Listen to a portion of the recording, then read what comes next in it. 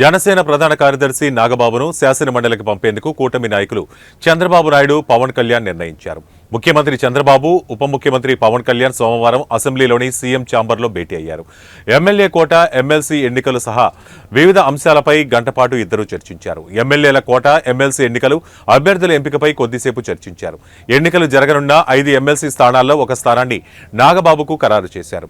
MLA కోటాలో శాసనమండలికి నాగబాబును ఎంపిక చేసి మంత్రివర్గంలోకి తీసుకోవాలని జనసేనాని పవన్ కళ్యాణ్ భావించారు. దీంతో పవన్ కళ్యాణ్ తన ప్రతిపాదనను చంద్రబాబు ముందు ఉంచడంతో సానుకూల స్పందన లభించింది. దీంతో తాజా రాజకీయ చర్చల్లో నాగబాబును శాసనమండలికి పంపేందుకు మార్గం సుగమమైంది.